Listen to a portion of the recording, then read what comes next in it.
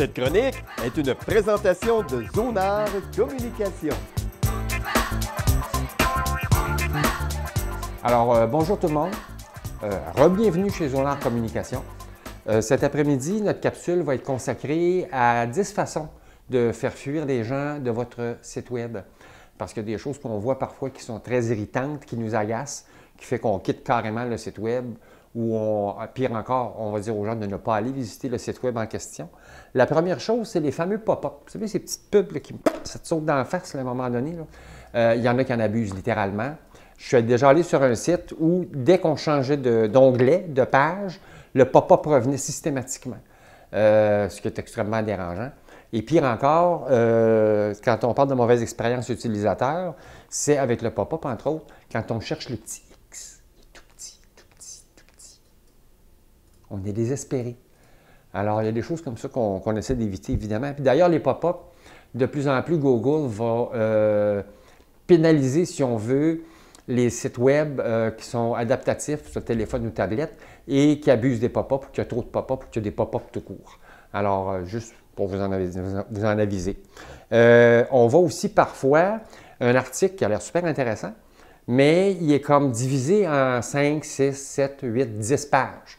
Alors, on commence la lecture, puis en bas, on a un bouton « Page suivante ». Plutôt que d'avoir l'article en continu, ce qui facilite la lecture et ce qui évite justement les clics abusifs là, ou les clics trop fréquents plutôt qu'abusifs. Alors, ça aussi, ça va être extrêmement agaçant d'avoir cette séparation-là en plusieurs pages. Ce qu'on appelle aussi l'autoplay, autrement dit, le démarrage automatique de vidéos ou de musique. On voit de moins en moins ça. Il y était un temps où c'était plus fréquent, mais ça arrive encore parfois qu'on arrive sur un site web, il y a une musique qui démarre ou il y a une vidéo qui démarre de façon intempestive, ce qui fait qu'on est complètement déconcentré, puis on ne sait plus trop où on est rendu. Alors ça aussi, ça peut être extrêmement agaçant. Une autre chose, évidemment, c'est ce qu'on appelle l'information introuvable, c'est-à-dire que c'est tellement dense, où il y a tellement de matériel dans la page ou dans le site que c'est à peu près impossible de trouver l'information qu'on recherche, ou encore on clique sur un courriel qu'on a reçu, ou sur une page Facebook qui nous indique un lien vers un contenu qui semble intéressant, puis on arrive quelque part qui n'a comme aucun rapport, puis là, il faut se mettre à fouiller pour trouver ce qui nous intéresse. Ça m'est arrivé encore hier. Alors ça aussi, c'est extrêmement agaçant. L'autre chose, c'est ce qu'on appelle les CAPTCHA. Vous savez, ces petites boîtes qui apparaissent à un moment donné avec des chiffres, des lettres, c'est un peu tout croche. Bon, il y en a qui sont carrément illisibles.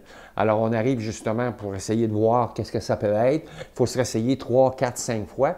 Et il peut arriver qu'à un moment donné, on décroche carrément pour qu'on aille voir ailleurs si on y est. Alors, les petits CAPTCHA, on fait attention. Des liens externes qui s'ouvrent dans la fenêtre, dans la même fenêtre où on navigue. Ça aussi, à un moment donné, ça devient parce qu'on se perd quelque part. Si on veut ouvrir un lien sur un autre site, on demande à ce que ça ouvre sur un nouvel onglet ou une nouvelle navigation. Ça évite justement d'encombrer notre propre site web et de perdre les lecteurs ou les visiteurs dans la lecture de notre site. Une inscription obligatoire pour avoir des renseignements de base sur un produit ou un service. Par exemple, on nous demande pratiquement notre curriculum vitae pour avoir accès soit à un catalogue, soit à des prix. Alors, l'information de base devrait être accessible facilement. L'identification devrait se faire au moment où la personne décide d'acheter. Là, on n'a comme pas le choix de donner certains renseignements comme notre adresse, notre nom, puis probablement aussi le numéro de carte de crédit là, dans le cas d'un achat en ligne. Alors là, à ce moment-là, mais sinon, on perd le monde. C'est extrêmement agaçant. La technologie Flash, ça a été très populaire jusqu'à il y a une dizaine d'années. Flash, c'était des sites animés, c'était des images où on voyait beaucoup d'animations.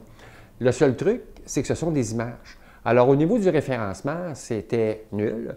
Ça faisait des sites qui étaient aussi relativement lourds, sinon très lourds. Et les moteurs de recherche se sont mis à carrément ignorer ces sites-là faits en Flash. Il peut y avoir des petites portions Flash dans un site actuel, mais on ne fait plus, évidemment, ou si vous en avez un de grâce, changer de technologie, passer à autre chose, parce que Google va vous ignorer. Et puis, les gens sont moins habitués, c'est moins agréable à visiter, à regarder. Et une dernière chose, la pub. On arrive parfois sur des sites d'entreprise, des sites commerciaux surtout, où il y a un paquet de pubs partout qui se promènent. On ne sait plus trop qu'est-ce qui est l'information, qu'est-ce qui est la publicité, qu'est-ce qui est intéressant, qu'est-ce qui ne l'est pas. Là aussi, ça décourage le visiteur, puis on fait gare. On va aller voir ailleurs si on est.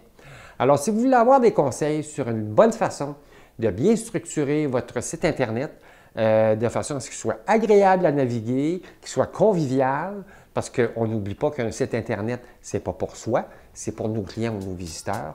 Alors, Zonar Communication, Richard Lapointe, au 387-4817 ou encore zonar.ca. Cette chronique est une présentation de Zonar Communication.